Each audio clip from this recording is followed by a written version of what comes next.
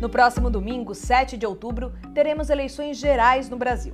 De acordo com o Tribunal Superior Eleitoral, cerca de 147 milhões de eleitores estão aptos a votar. A maioria do eleitorado é formada por mulheres, que representam 52,5% do total. A faixa etária com maior número de eleitores vai dos 45 aos 59 anos. São 35,7 milhões, que representam 24,26% do total. Em seguida, vem os de 25 a 34 anos. Eles são 31,1 milhões. No recorte por escolaridade, pouco mais de 38 milhões têm um ensino fundamental incompleto e representam 25,8% do eleitorado. Os que têm ensino médio completo chegam a 22,7% e ensino médio incompleto, 16,8%. Depois vem os eleitores com superior completo, 9,1%. Os analfabetos são 4,4%. Com 13 candidatos, a corrida pelo Palácio do Planalto nas eleições de 2018 é a mais concorrida e pulverizada desde 1989, que foi a primeira da redemocratização, quando foram 22 os presidenciáveis.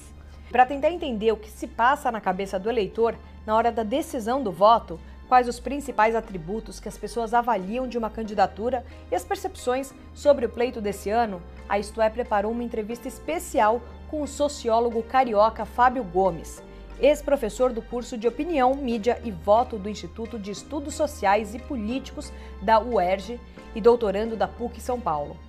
O especialista acaba de lançar o livro Comunicação Dialógica e Reputação Eleitoral, o percurso gerativo do voto. A seguir, Fábio Gomes faz observações importantes para entendermos melhor o quadro político atual. A surpresa eleitoral desse ano é um desejo de ruptura com tudo que há na política, o indesejado na política. Então, há uma parte considerável do eleitorado brasileiro que busca um novo campo político, um campo não experimentado ainda, por uma ruptura com tudo que há de ruim e tudo que é notícia, que virou notícia no Brasil nos últimos anos. Nós tivemos muitas crises de identidade política no Brasil. Nós tivemos muitos desvios que foram paginados nos jornais. Nós tivemos muitos escândalos que colocaram na frente do eleitor aquilo que ele já imaginava. Então o eleitor foi consubstanciando essas informações num desejo claro de romper com tudo isso que a política produziu.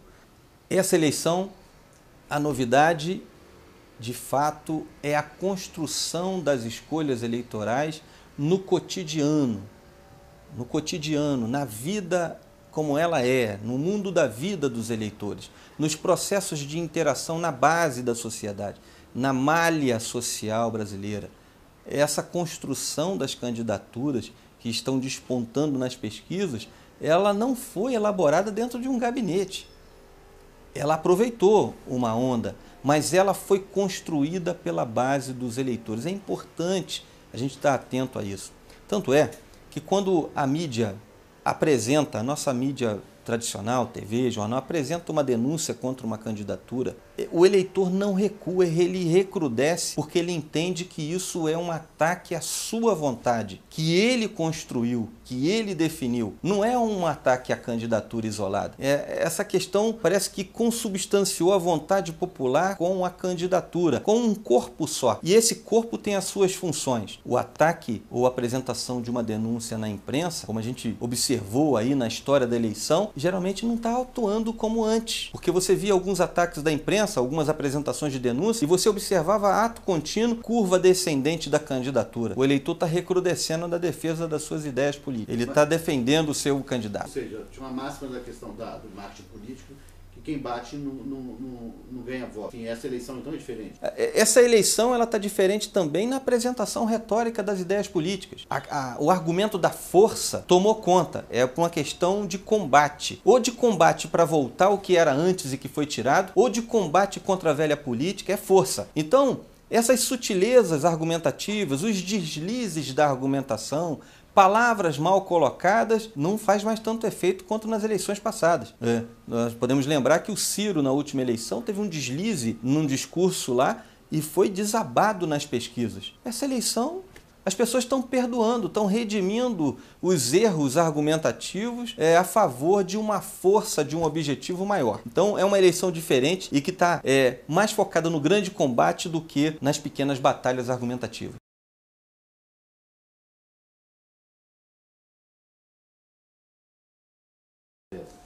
Qual é o tema eleitoral da eleição presidencial deste ano? Bom, nós temos uma eleição que tem muitos temas sendo discutidos, mas eles são canalizados pela questão da crise econômica que nós vivemos. Essa crise produz muitas demandas. Por exemplo, o emprego, para quem está desempregado hoje e antes estava empregado, o plano de saúde que atendia as suas demandas da saúde, hoje não atende mais. Os serviços públicos da saúde é um tema derivado da crise econômica. A questão da educação é um tema que também deriva da parte econômica. Então, o eixo principal é a economia, mas temas demandados pelos eleitores, eles são variados, de acordo com as necessidades do mundo da vida. Mas você observa as campanhas eleitorais, os seus temas são variados, mas tem um eixo central de argumentação, e do medo. O medo de voltar a algo indesejado, o medo do novo desconhecido, o medo da situação ficar pior, da crise se agravar, o medo do desconhecido e o medo do que não foi bom nos últimos anos. Então você tem o medo como sendo uma retórica de qualquer campanha hoje, e você vê, o eleitor está diante de uma retórica do medo em todas as candidaturas. Eu defendo no livro o voto como um percurso, e esse percurso com processos de interação, citando as etapas que defendo ali. Primeiro, o eleitor interage com a candidatura, com a mensagem da candidatura. E essa mensagem ela é interpretada comparando as mensagens dessa candidatura com o mundo da vida. A interpretação do eleitor sobre o seu mundo da vida é fundamental para absorver as mensagens políticas. Agora, não necessariamente devemos confundir o alcance de uma mensagem com a relevância dessa mensagem, porque o eleitor é alcançado por muitas mensagens. No campo eleitoral, ele é alcançado por todas as mensagens, sobretudo com o advento das mídias sociais, ele é alcançado por todas as candidaturas, mas por uma questão de economia, uma economia da sua memória, do seu raciocínio do processo eleitoral, ele absorve as mensagens que são relevantes, as que impactam mais o seu mundo da vida, que apresentam soluções para os seus desafios. E aí ele vai e pinça as candidaturas que o alcançam. E aí começa a interagir com essas mensagens mais relevantes. O segundo passo de interação é a interação com outros eleitores. O eleitor quer saber se ele está certo, se a impressão dele, se a interpretação dele daquelas mensagens está correta. E ele começa a dialogar com outros eleitores. Ele consegue também perceber o diálogo dos eleitores nas mídias sociais, que facilitou muito a vida dos processos de interação. Uma vez comparado a percepção inicial com a percepção de os outros eleitores, o eleitor se define. Ou então fica indeciso sobre duas candidaturas para ele poder definir um pouco mais para frente. Mas o percurso gerativo do voto é um processo de interação com candidaturas e entre os eleitores e um processo de interpretação do mundo da vida e das mensagens e um processo de filtro das mensagens relevantes ou irrelevantes. O que se apresenta como fragilidade das candidaturas que estão na disputa? E isso é apresentado como argumentação do campo oposto. Primeiro, na polarização. O que há de argumentação contrária ao PT? Corrupção. Então, os eleitores contrários ao PT temem que a corrupção invada novamente o governo por conta de todos os escândalos que aconteceram. Por outro lado, o eleitor do PT, ele observa o seguinte, não é a lógica do rouba mais faz, não é isso. O eleitor observa os ganhos que obteve com o governo do PT. E aí ele projeta o ganho futuro e ele tem isso de forma tangível porque observou isso num governo recente. O que há contra a candidatura do Bolsonaro? Por exemplo, uma das questões é a militarização, a questão da volta do regime militar. Observe o eleitor do Bolsonaro, a nova classe média, o novo rico. Essa gente não sofreu com o regime militar. Regime militar sofreu o eleitor ideológico de esquerda. Esse está lá no PT. Então, não fragiliza o eleitor do Bolsonaro o discurso da questão da volta dos militares, do governo militar ou da militarização, porque eles veem até benefício nisso na questão da segurança e não tem histórico de ser perseguido ou de ter sido agredido pelo regime militar. Não observam isso. Não é nem a questão de se faltou ou não aula de história. É uma questão de interpretação do mundo da vida e, por algum caso, uns interpretam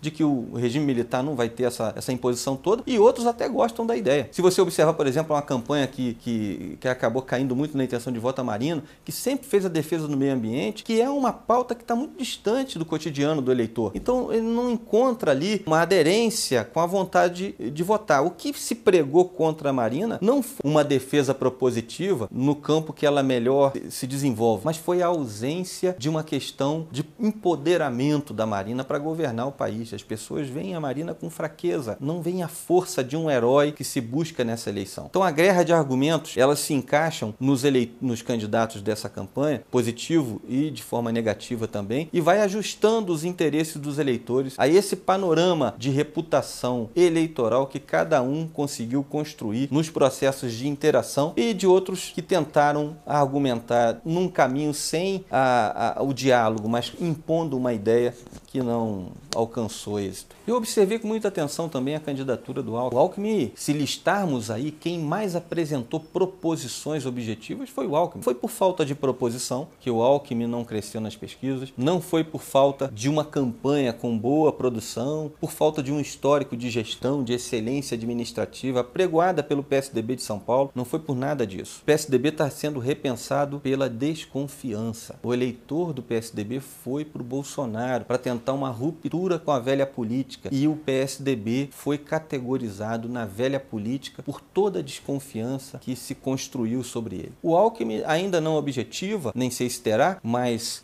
sobre o governo dele paira alguma desconfiança. Tem toda uma construção de que o PSDB se juntou ao centrão, ao estilo de outros partidos, com desvios que desmentem a vantagem competitiva que o PSDB sempre apresentou de ser um partido preparado para a gestão. O comportamento que busca a ruptura com a velha política me chamou muita atenção nessa eleição. Ele é o que destoa nos resultados eleitorais que nós vemos agora, que baratina todos os analistas. Eu fico observando, às vezes, até na imprensa, os jornalistas, às vezes, buscando um caminho para explicar isso, os cientistas políticos buscando também uma explicação. É um comportamento novo. Esse comportamento, eu acho que ele vai ser simbólico. Ou para produzir novos comportamentos semelhantes nas próximas eleições, ou para produzir a desistência por uma radicalização na escolha.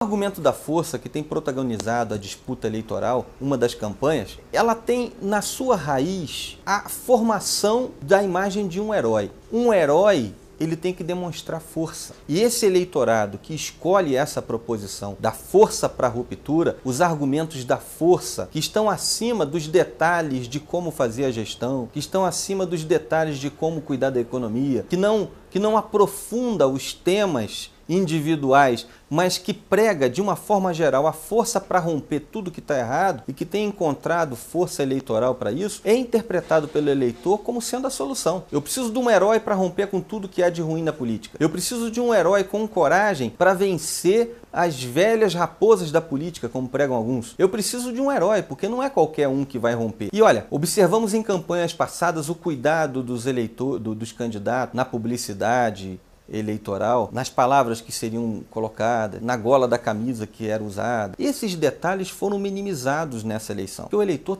está buscando questões mais práticas. E para ele, prática é a ruptura. E esse desejo de escolher uma candidatura perfeita pode ter caído por terra e ter sido trocado por uma candidatura que atenda a esse desejo de um herói que vença a velha política. Então essa argumentação da força, ela tem de forma muito prática um efeito no eleitorado de produção de um mundo futuro sem a velha política. Buscar esse herói na política é um fator novo? A busca do herói num processo eleitoral sempre esteve presente. Mas qual era o herói que buscavam antes e que era mais presente? Era o herói da excelência administrativa. Era o herói com habilidades para produzir o bem comum, pelas habilidades de escolher equipes, de formar um time de ministeriáveis, de formar uma equipe competente para produzir resultados na administração. Esse herói que está mais presente nessa eleição, ele é diferente. Ele é um herói que rompe com tudo que produz produz desvios, é uma ruptura no campo ético. Então, essa ruptura, não sei se eles estão buscando e planejando algo objetivo no futuro. O eleitor dessa proposição de força para a ruptura com a velha política é o eleitor que entende que uma vez que a corrupção seja exterminada, o Brasil vai ficar melhor. Seria um desencanto com a política? Esse comportamento de escolher um candidato que expressa força para romper com a velha política, ela conjuga tanto o descrédito com a política como nós conhecemos até agora, mas também ela esboça a crença numa nova política possível. Então você tem essa dicotomia muito presente ali na formação do voto. Eu desejo esse candidato que rompe com tudo com a velha política, que não acredito mais nela, e eu acredito nessa nova política de ruptura e que possa estabelecer uma nova forma de governar o Brasil. Mesmo arriscando, apostando no desconhecido? O eleitor está fazendo uma aposta no novo. Porque quantas apostas o eleitor já fez e que não se confirmou no dia a dia? Então você tem, de novo, a polarização. Vamos voltar ao que havia antes? Ou vou escolher um candidato que fez um bom governo no estado que ele passou, que é uma referência, mas isso não está muito claro se essa experiência vai produzir algum ganho no nível nacional? Ou o candidato que está fazendo uma proposição nova de exterminar o que há de velho? É uma aposta no novo, é uma aposta no desconhecido. E é isso que tem criado um grande tormento para as campanhas eleitorais esse ano. Como vencer um desejo que não estabelece de forma clara o que se quer, a não ser uma ruptura? Porque as proposições mais práticas de todos os campos governamentais não estão tão claras. O eleitor que está escolhendo essa extrema-direita para disputar o segundo turno é o eleitor que está mandando uma mensagem para o mundo político. Vamos romper com a velha política. E essa mensagem, ela deve estar muito clara em todas as campanhas que querem avançar nessa disputa eleitoral.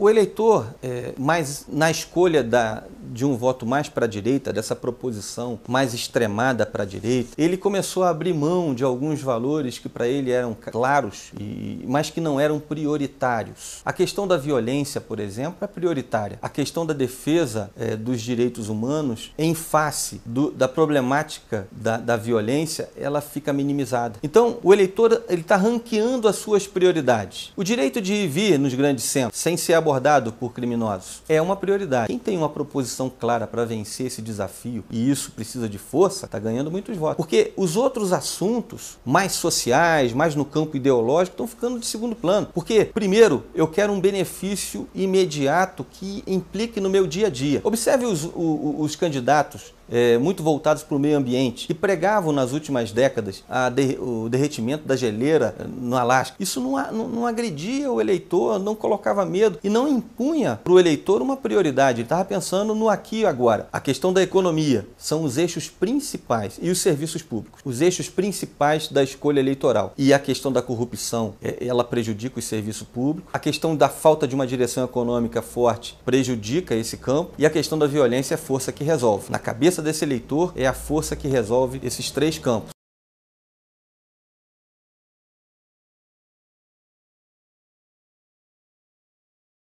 O voto feminino é definidor dessa eleição, por uma questão muito clara. As mulheres estão rejeitando mais uma candidatura que é forte nessa polarização, e quando essas duas candidaturas forem para o segundo turno, o voto da mulher vai fazer a diferença na hora da diferença entre as candidaturas, na distância entre uma e outra. Porque se as mulheres rejeitam mais uma candidatura, a resistência dessa candidatura com as mulheres vai recuar a sua intenção de voto no geral. Ele teria que compensar essa resistência das mulheres numa votação muito maior entre os homens, maior do que tem. E isso pode não acontecer. Então, essa eleição está ficando muito clara e será definido pelo voto da mulher. A mulher é determinante para o resultado dessa eleição. Até então, os estudos mostravam que o homem tinha um certo poder dentro de casa na condução do voto, na indicação do voto. Esse quadro mudou com essa eleição? essa proposição de que o homem influencia o voto da mulher não é mais presente, por diversos aspectos, né? O movimento das mulheres na política tem aumentado e ela tem se reafirmado com seus valores, suas demandas e as suas ideologias para as mulheres de movimento político de esquerda. Então, essa questão da imposição do voto do homem sobre a mulher, isso não faz muito sentido no eleitorado como um todo nessa eleição.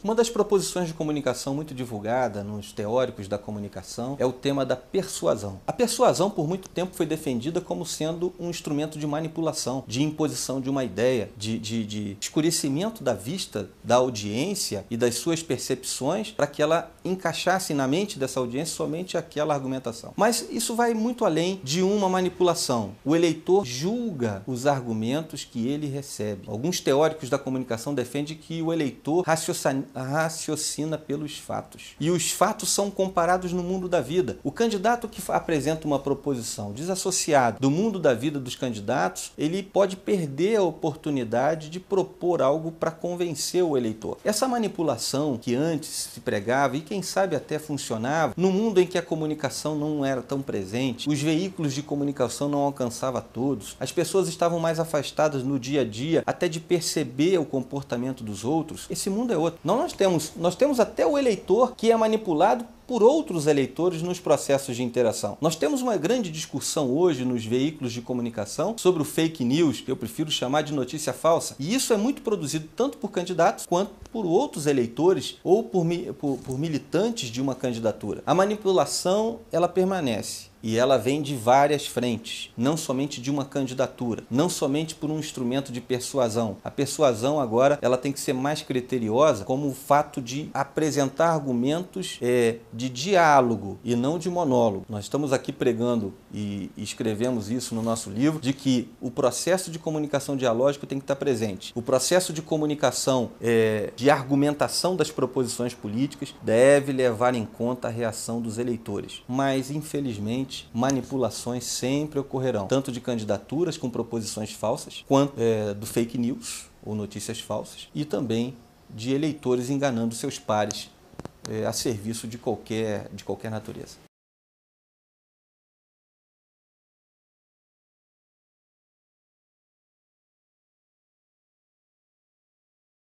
Na composição do voto, dois campos estão muito presentes, tanto o racional quanto o emocional. Algumas proposições teóricas defendem o voto como somente racional, outros defendem somente como emocional. Mas nós estamos vendo nessa campanha que os dois aspectos estão presentes. Essa criação do mito, de um herói, ela tem componentes racionais e emocionais. O emocionais, por ver a movimentação dos outros eleitores, impacta. O desejo de produzir uma ruptura, uma vingança contra a velha política, impacta. Isso tem fatores emocionais envolvidos. O campo ideológico das proposições de esquerda tem questões práticas e também questões emocionais. O que de fato nós temos que entender é o eleitor, ele está disposto a ouvir argumentos que sensibilizem o seu desejo de ganho futuro. Agora, os aspectos emocionais podem promover a percepção sobre ganho futuro. Os aspectos racionais também. Ou proposições diretas, ou um sentimento que possa ser produzido no eleitor por uma candidatura que expresse essa certeza de que ele vai ter um ganho futuro. Aspectos racionais e aspectos emocionais. Algumas teorias da comunicação defendem que você tem até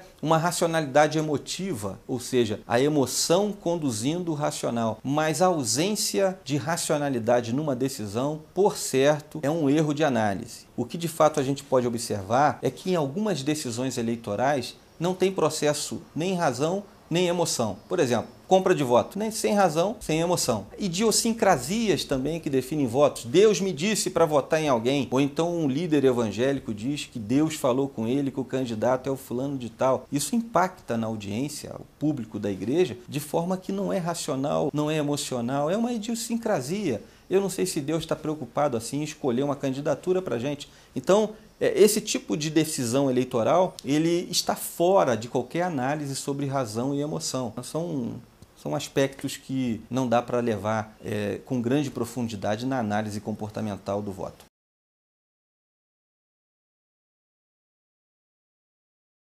eleitor evangélico está crescendo a cada ano, ele tem um peso importante nessa eleição. E você tem pelo menos 3 vertentes desse comportamento que é ligado à religião. Você tem o evangélico das igrejas de missão, como são chamadas, um evangélico mais tradicional, mais conservador, os presbiterianos, os batistas, os metodistas. Eles têm um campo mais conservador dos valores, dos costumes e se apegam muito nisso na decisão do voto. Você tem o neopentecostal, que cresceu nos últimos anos, mas estancou, que é da teologia da prosperidade, que é muito ligada ao tema da economia. Também tem a sua ligação com a questão dos valores, mas o campo econômico, do benefício financeiro, da opinião, da nação como um todo, da possibilidade de prosperidade, é uma definição do voto. E você tem o eleitor pentecostal, em que os aspectos também comportamentais, eles impactam muito, os morais, sobretudo, na definição do voto. Então você tem o evangélico, não dá para ser colocado num pacote só, são pensamentos diferentes, mas o campo pentecostal, ele é majoritário. E é onde o voto funciona com mais força. Os líderes pentecostais se posicionam politicamente nas eleições. Se fizermos aí uma análise das campanhas eleitorais, da comunicação das campanhas e a formação da reputação eleitoral com base nesses processos de comunicação estabelecidos, nós vemos que no processo de diálogo, da construção de diálogo com os eleitores, alguns foram bem mais sucedidos que os outros. Então vamos exemplificar. A campanha do Haddad, ela argumentou a sua proposição como a volta a um estado de coisas anterior a esse que nós vivemos, a um mundo da vida em que, segundo ele, nós éramos felizes. Aquele governo que ele quer trazer de volta, aquele estilo de governo. Essa argumentação, ela está com base num diálogo, porque com pesquisas ele descobriu que alguns segmentos do eleitorado estão dispostos a voltar àquele governo porque é lá que eles se sentiam melhores. É uma argumentação dialógica, porque percebe a reação dos eleitores positivas a esse argumento. De outro lado, o Bolsonaro também navegou numa onda presente. Eu faço muito essa comparação. Alguns produtores de conteúdo em política, alguns candidatos, eles fazem uma confusão entre ter um carro potente e a habilidade de construir estradas. Essa construção da estrada é da opinião pública. Aí você tem a habilidade ou o seu carro potente para circular nessa estrada construída. O Bolsonaro não construiu a estrada. Ele não gerou esse sentimento de ruptura. Ele navegou num sentimento já presente e que foi alimentado e construído pela opinião pública, que se mostrou aberta a esse diálogo. E ele percebeu isso e colocou o seu carro potente, a sua comunicação, nessa estrada já pavimentada e construída pelos eleitores. Se você observar outras candidaturas, o Ciro, a competência administrativa, sua experiência, ela tinha êxito. O eleitor precisava e queria um candidato para colocar as coisas no lugar. Mas o campo eleitoral do Ciro precisava do voto de esquerda, de centro-esquerda. E esse voto foi embora com Haddad. A Marina não apresentou uma proposição clara. A argumentação dela foi muito difusa. Ela continua sendo, quem sabe, um símbolo de uma boa pessoa, de uma pessoa com reputação boa, mas não construiu, nesse tempo de política,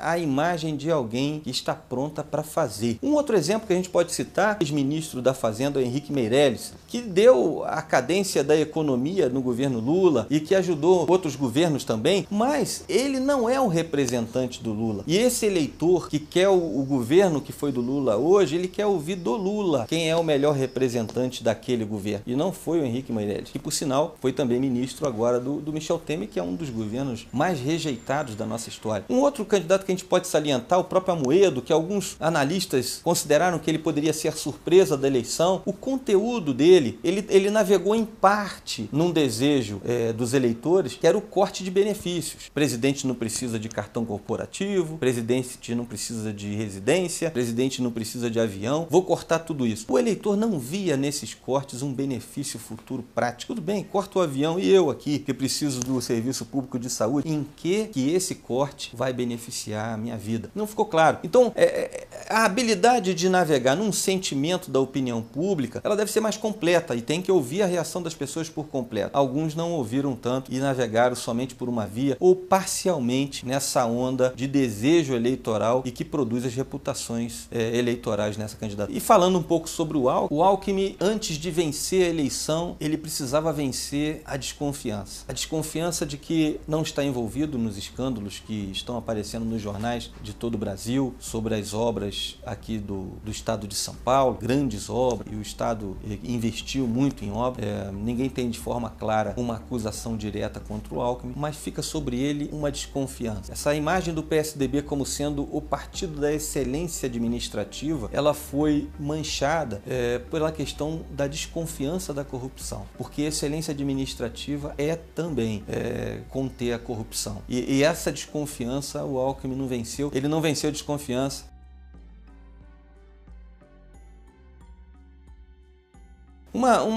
Uma das produtoras de conteúdo que definiram um voto nessa eleição, as operações da Polícia Federal, a Lava Jato, ela formou muita opinião e delineou muito desejo eleitoral. O perigo dessas operações para o eleitor é virar paisagem, porque parece que virou rotina candidato investigado, parece que virou rotina candidato preso, político preso, e isso pode, de alguma forma, tirar a importância ou a relevância dessas operações para o eleitor, virar uma coisa comum. Mas o eleitor faz julgamentos, porque se fosse pela operação Lava Jato em si, o candidato do PT não teria sucesso. O Lula, quando estava preso e ainda era candidato, liderava as pesquisas. Então o eleitor começa também a julgar as ações, né? A comparar o que é desvio, a comparar o que um candidato ou um político está sendo acusado de outro. Também tem uma questão da reputação política que cria resistência. Imagine, se o Lula não tivesse um histórico de entregas, ele não teria voto agora preso. Então ele, por ter sido querido, por ser querido por uma grande parte dos eleitores, a Lava Jato não tirou dele esse prestígio. Por outro lado, ela colocou em tela políticos que provavelmente não voltarão à vida pública. Eu acredito muito que a Lava Jato continuará produzindo seus frutos e interferirá também nas eleições de 2020.